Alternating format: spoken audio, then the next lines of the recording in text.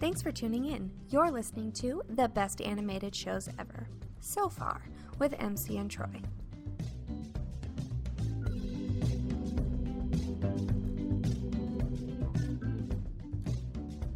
I'm Troy. And I'm MC. And those wiggling sounds in the background are my child rolling around on a bed. MC, listen. He's very happy. MC, listen, it's the hellscape. We're living in a COVID world, and I'm a COVID girl. Madonna popped into my head when I said that. It didn't really Anyway, everybody's using Zoom, right? Everybody's using Zoom. Suddenly Zoom is it's the hot shit and everybody's on it. But suddenly MC this morning is like, why can't I get in the room? There's a password and a waiting room and all this weird stuff. So, listen, we're not a news show. We don't share with you well-researched things, even about the things that we talk about. We share with you just vague feelings and things we heard once. And so I'm going to tell you a thing I heard once that I think is why Zoom is suddenly so much more secure. Apparently, there was a class of school children. I don't know what age they were, but let's say somewhere between kindergarten and third grade. And they were having a virtual online class. And they were in a Zoom meeting. And they didn't have it secured properly. And do you know who joined their classroom? I'm guessing an old dude, probably, or some miscreant hacker trying to get up to no good. It was a naked man, is what it was. It was a naked man that joined their room. Yeah. Yeah. So suddenly, Zoom is much more secure, and I think that that's probably why. Because Zoom had all these security features, but they were disabled by default, and I think Zoom went, dip, we've got to turn those on. All of them. Just turn on all of the security. Which is smart. Yeah. Except it confused me. I was like, hey, when did this happen? It's just like, did you uninvite me from your house? What happened? It was like MC had the keys to my house, and then one day he came over and the keys didn't work, and he's like, wait. Yeah, because normally how we record, because we've been doing this for over a year now, and we've been using Zoom pretty much from the beginning. I think from like episode. Were we using episode 1? I don't remember. Anyway, sorry. No, I think it was after we did our test run. You found Zoom, and you were like, "Hey, we should use this," and I was like, "All right." And all of a sudden, but pretty much, I think it was a few months after we discovered Zoom, you could actually set the room to stay as the same address. So I just join the room before we start recording, and it's normally set up and ready to go. And today I was like, hey, I can't get in. Why won't you let me in? It was like that one time in the Men in Black animated series at the end of season 3 when it seemed like maybe they weren't going to have a season 4 when they did a season finale that involved Jay getting fired for the Men in Black, and they had to neuralize him and he lost all his memories. But then Kay ended up bumping into him while he was on a case, and so it was like, you're not part of Men in Black, but I still love you, sport. And so then they worked together again. Did you know that happened? I read...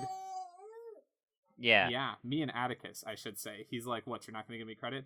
Me and Atticus read so much about the Men in Black cartoon. It's buck wild. So, I think we should get into it. I want to talk a little bit about background before we start talking about episode 1. He's so vocal today. What are you talking about, Addy? He just learned to roll over. Here's your Atticus update for the episode. He's just figured out how to roll from back to front, and he's trying to do it right now, but he's laying on a bed. So it's just a little bit squishy, and he can't do it. And that's what's making him make so much noise. He's like, what the hell? I swear I could do this the other day. Do you want to move to your chair, dude? I'm moving him to his chair. BRB. Quick, MC, vamp for me. So I really enjoyed Men in Black. I'm excited to find out some more facts that you have for us over the next couple of weeks as well. Wait, MC, MC, vamp for me by telling the listeners who might not know what Men in Black is, what Men in Black is in general. Oh, okay. So Men in Black is originally it was a movie about the Men in Black who cover up alien crashes, and they have a device that wipes memories, and they can make up stories as to why there wasn't aliens, and it's all your imagination and gas and other things that created the hallucination of aliens, but there's actually aliens, and they enforce the law around those aliens. How was that as movie? A description?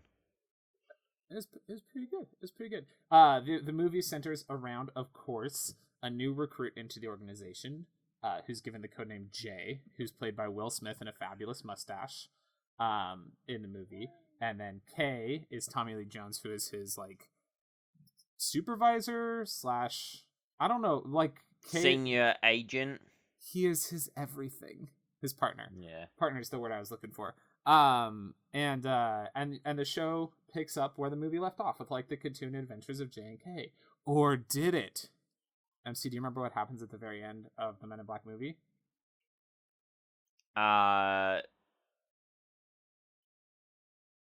You mean? Okay. Oh no, I don't. I not at all. I remember L.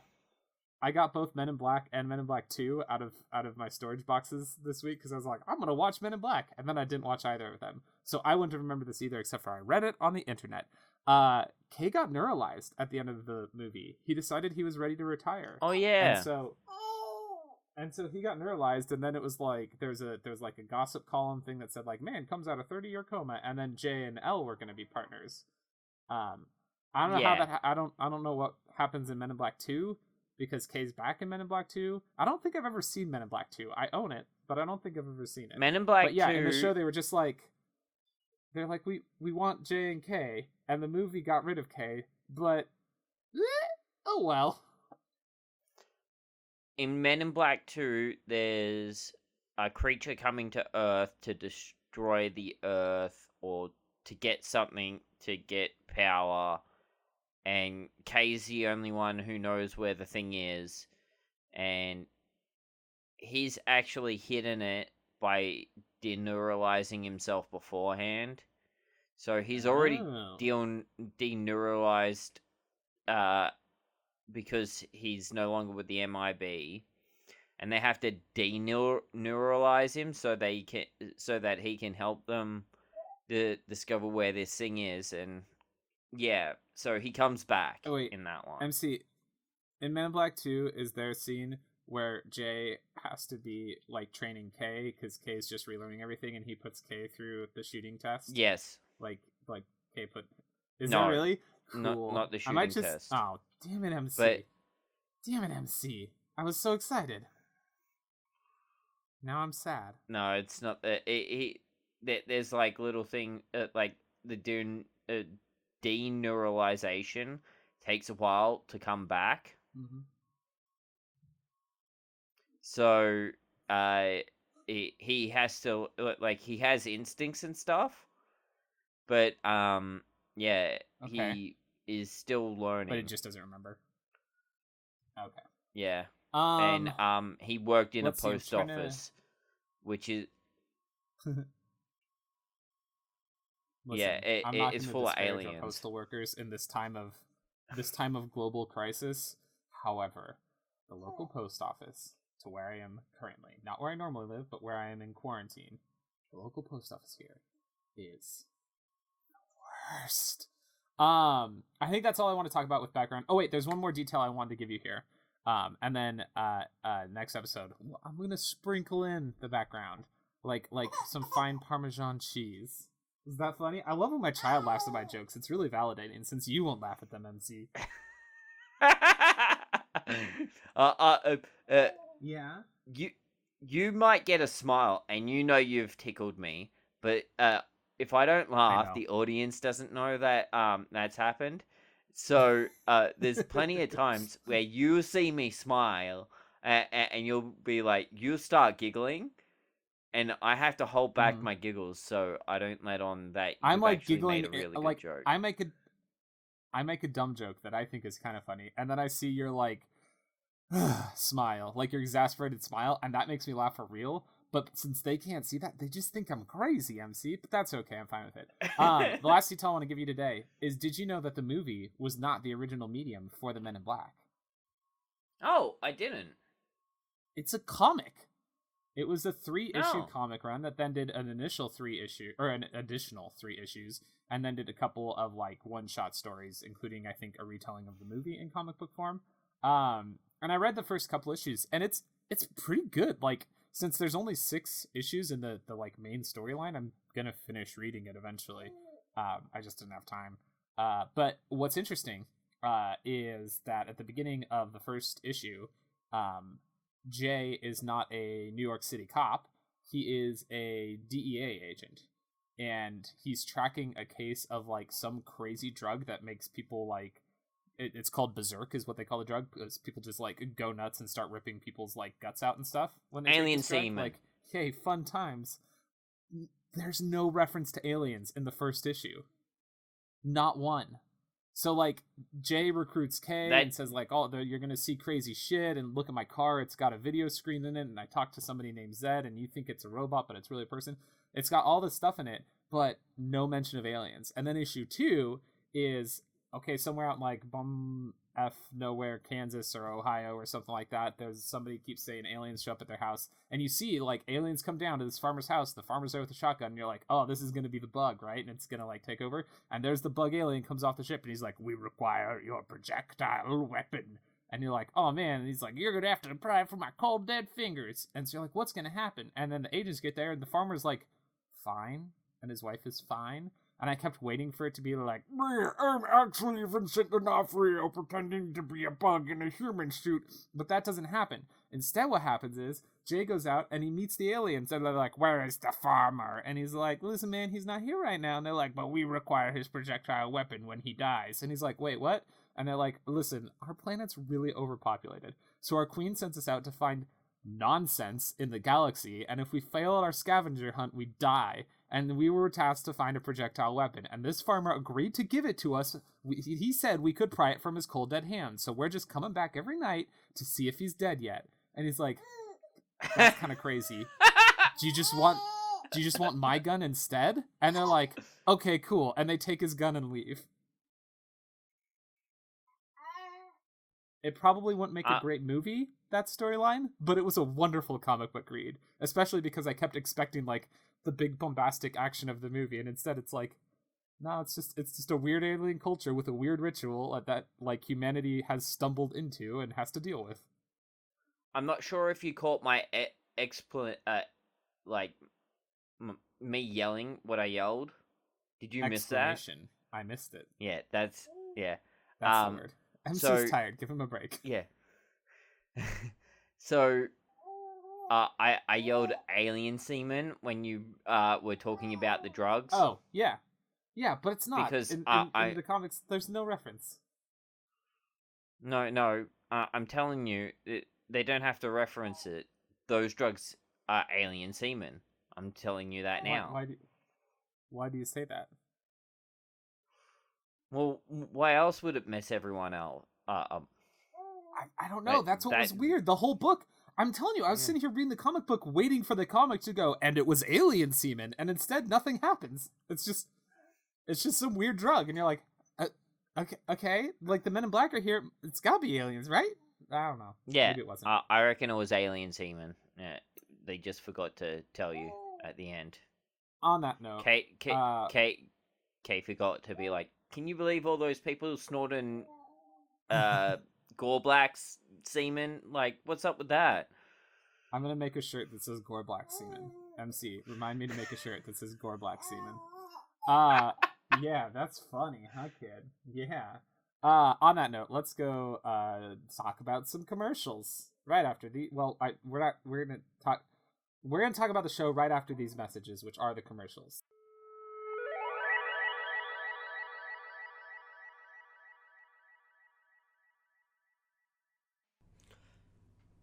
Hello, you beautiful YouTube watchers. If you enjoyed this, don't forget to like and subscribe.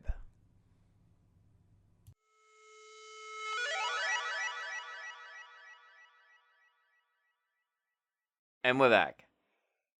We are back to talk about Men in Black Season 1, Episode 1, The Long Goodbye Syndrome. One more thing about the show as a whole is every episode is the blank syndrome, which is silly. It's silly. Like, they could have interspersed a whole bunch of, like, weird technical words, but no, it's always syndrome.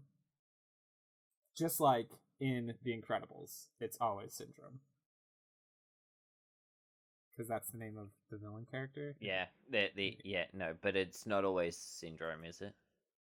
Well, like the whole movie, it's syndrome's the one behind everything. So it's but it's always... what about in 2? Well, in 2 it's not always syndrome, but in 1 it's always syndrome. No, well, right at the end of the original one, it's Mole Man. Yeah, but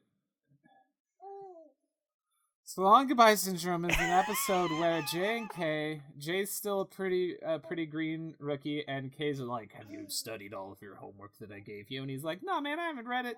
I don't need to understand anything. And he's like, all right, we're going to read some newspapers. Because the newspapers are, what do they call it? The hot rags. Well, is that what it is? Yes. We're just going to skip over the cat. Oh, God, the cat! The cat was so good! Okay, tell us about the cat. I didn't write right notes at the beginning about it in my regular notes. So, Kay's like, "Oh, we gotta capture this alien. It's over there in a illegal chameleon suit or whatever." So Jay climbs up the tree and he thinks it's at a park. Hang on, he points vaguely at a park area. Where there's, like, some people standing around going, like, oh, Cat Whiskers is stuck up a tree. Yeah, so Jay climbs up the tree, thinking that it's the cat. And then the tree turns on him and turns into an alien and runs down the street. And then they have to neuralize a whole bunch of people. And Jay just gives the cat over to a fireman at some point. Yeah, because the cat... Sometimes, MC, a cat is just a cat. I mean... It was in this scene. MC, I've just watched Goldfinger, and so I really want to make a bunch of comments about a pussy being a pussy or something, but I don't want to, because that movie's really misogynistic, and I kind of hate it. Like, James Bond movies I like in general, but Goldfinger is actually, like, used to be one of the ones I thought was the best, and now I feel like it's aged really poorly. It's not. And I'm actually, I've got like a list of ones that I want to watch. I'm going to watch Octopussy just because I know it's probably going to be really bad as well. I think that one's actually less misogynistic than Goldfinger. Okay, oh my god. This is not a Goldfinger podcast. If you want to hear our thoughts about that, go listen to Podcasters Assemble Season 3, where we're talking about... Wow! You have so much to say right now. Podcast Assemble Season 3. We're talking about all the James Bond movies. In Goldfinger, an important plot point is that James Bond sexually assaults a lesbian so well that she falls in love with him and becomes a good guy. That's an important plot point in that movie. Like, that's the crux of the whole plot, is that he sexually assaults an evil lesbian and it makes her good and straight. Ugh. So Men in Black, they're reading the newspapers. Yeah. Crabfishman or something. They discover it's in the hot rags or whatever they call it. So Kay's like, all right, we got a mission. Let's go down to the beach. Jay's like, come on, this can't be real. And it turns out that, yeah, there's like evil alien shellfish hanging out in the sewers under New York. Because of course there is. Yeah. And then when they get down there, Kay throws him a gun, I guess, a device that is supposed to incapacitate this creature. Mm-hmm. But do you remember what they're called? They are Skrulls? called Skrelvians. Yeah, okay. Yeah, it was very close to Skrull. I remember that because I'm like, that's weird. And uh, essentially, instead of using that, Jay pulls out his handy dandy noisy cricket. Straight from the movie. And, yep, kills the creature, which then follows him out and projectile vomits some mucus on him, which DNA locks his whole species into wanting to kill Jay. Because it turns out they're a hive mind that, like, when one of them dies, the whole species then is determined to get revenge on whoever killed the one of them that died. Yeah, and then Kay's like, let's head back to headquarters and and Bob will have a plan. I like there's an exchange where like Jay's like, oh no, what am I gonna do? And he's like, you? Nothing. Leave it to me. And Jay's like, well, what are you gonna do? And Kay's like, me? Nothing. I'm gonna leave it to the twins. Yeah. That's what they're there for. The twins are there to solve alien problems. Yep. And essentially everyone's wishing Jay bad luck on getting marked. But and then as they're going through the place, there's an alien that's been stopped for in customs, essentially, for unmarked goods or something. I can't remember. They open it up. It's an exoskeleton, and the guy that they stopped turns out to be a Skrovian and bursts out of this dude's skin and tries to attack Jay and gets frozen by Kay. There's this action scene where Jay's running around trying to get away from the guy. There's a whole load of MIB agents who are trying to fight him, and Kay's just looking at a weapon rack, picking up each gun, going, no, no, no, no. And then eventually he settles on the icer, which he shoots the Skrelvian, and it freezes him in place, and he goes, yes. Yeah. And then Jay's all dejected, and Elle is like, I was just kidding out there, right? And then gives him a freeze ray. Elle, we should say, is another MIB agent, and she, in the show, or in the movie rather, I think she was more or less a field agent, and in this one she's like their Q, kind of. She's back in the lab. And when she finds out that Jay has a death sentence, the whole like episode, she's like, hey Kay, you should make me your partner when this guy dies. Yeah. So in MIB, she was a morgue attendant. Oh yeah, and then she gets brought in at the very end. That's right. Yeah, that's right. I'd forgotten that. Good memory. But yeah, she's like in the lab in this, and one of the things that I like in the show is they bring up characters that were in the movies, and they throw like random aliens in the background when they're traveling through headquarters of MIB. But the Worms and Frank are some of the best characters in MIB, like the animated show. Especially with how hyper the Worms are. Later on into the show, I think he's actually in episode 3, is Jack Jeebs, the guy whose head explodes and regrows. And Tony Shalhoub comes back to voice him, at least in a couple episodes. So they actually got the voice actor, or the actor from the movie, to be the voice actor. And then he was like, I'm not doing this anymore, and Billy West took over. Which, if you're going to have somebody take over, Billy West is a good takeover. They go and see one of the aliens that lives in the robot suit. I don't remember why. I feel like that was just because they were like, remember this guy choking from the movie? Yeah, but was it relevant to this plot at all? Yes, but not until later. They sort of got an alert that that there was something wrong with an ambassador or something. I can't remember what his actual title was. That whole planet seems to have a whole bunch of different princes and whatnot. Yeah, every single one of them is an important title. Yeah. And then there's a bunch of stuff, and Jay's surrounded, and oh no, he's gonna get eaten. And then Kay gets a phone call, and is like, "Wait, are you sure?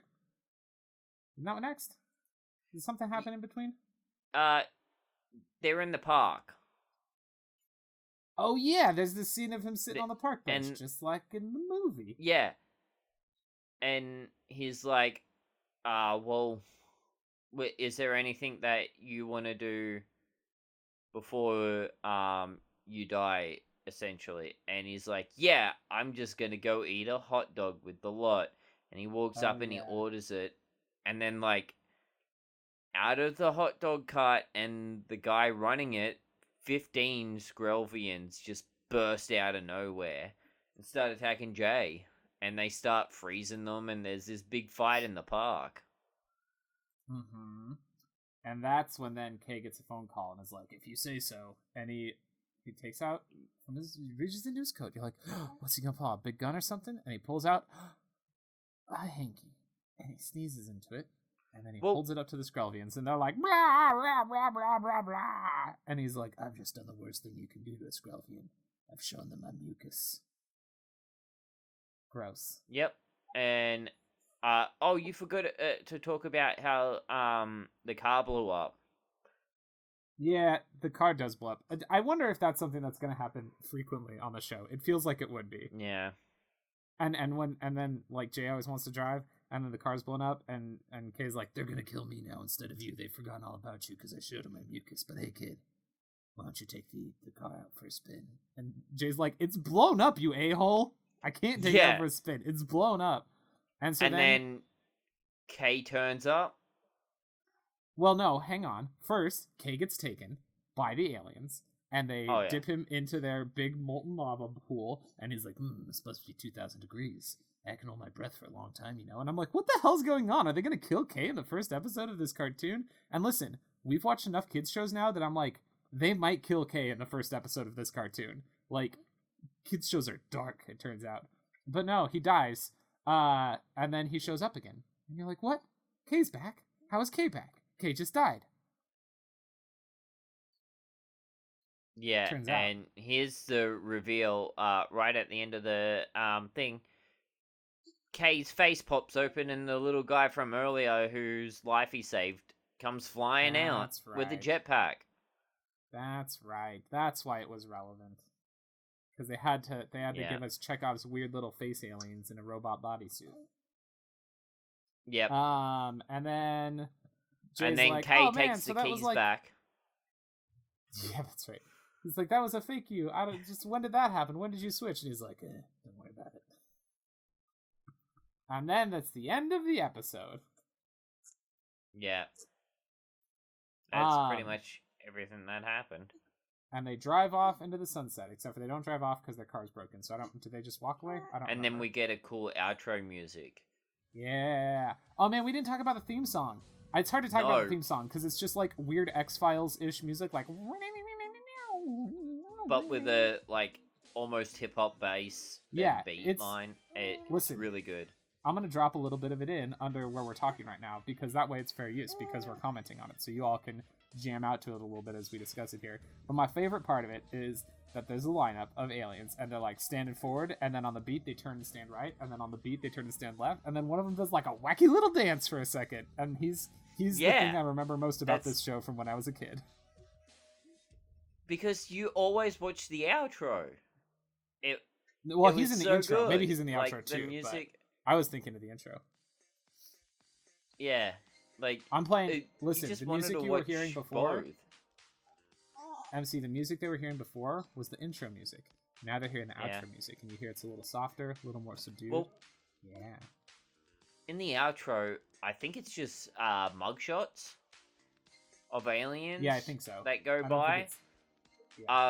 I don't remember anything really about the aliens, except for there's one without arms, and there's an MIB guy like white shirt holding the guy's numbers up in front of him. Oh, because he doesn't have arms to hold his little number. Yeah. MC, it's time for us to talk about the best and the worst.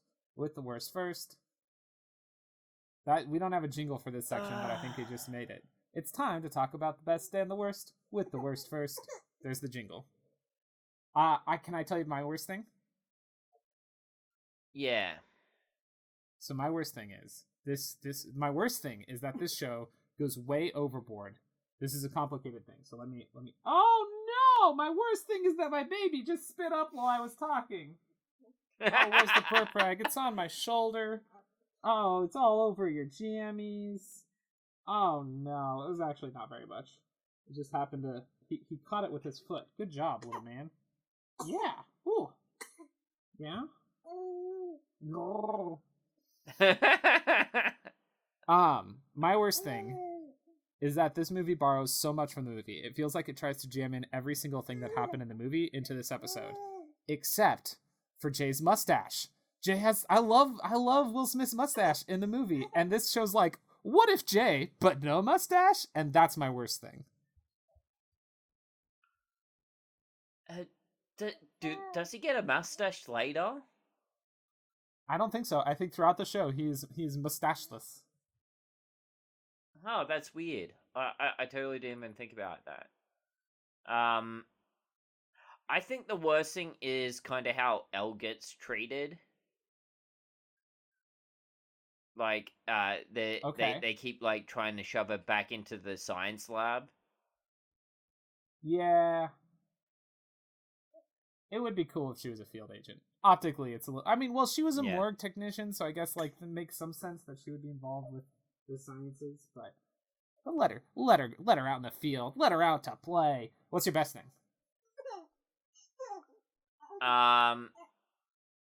Definitely, just, like, Kay's attitude. Mm-hmm. Like, just how he's no-nonsense, like, hard-ass, like, Kay. Like, you get a very it's not Tommy Lee Jones doing the voice or anything, but you still get that same sort of sense from Kay as Tommy Lee Jones's Kay. I agree. Kay is also my best thing, and specifically the best thing for me was that very last bit where Jay's like, "But when did you switch bodies?" And he just goes, "Minutia." Like he's like, "I don't have to explain myself to you. Buzz off." Yeah, that was my best thing. It's great. Yeah, I really like Kay. I think that's all I've got for episode 1, which means we'll wrap this up and we'll be back next time to talk about episode 2 of the Men in Black. Men in Black, the series is officially the name of it, and episode 2 is called The Buzzard Syndrome. So if you want to watch along, go find that online somewhere. And until then, MC, don't change the channel.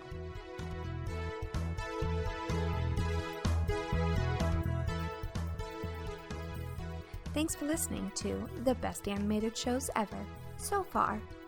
Find the show on Twitter at BaseSFcast or email us at basesfcast@gmail.com. That's BASESFCAST.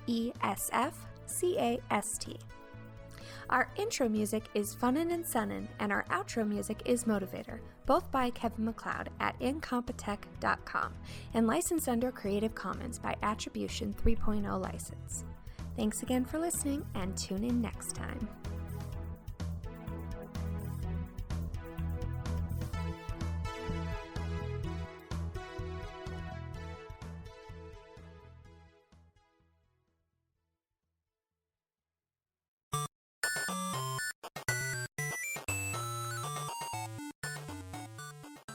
This has been a presentation of the We Can Make This Work Probably Network. Follow us on Twitter at Probably Work for more of our questionable content. Also, we have a website called probablywork.com.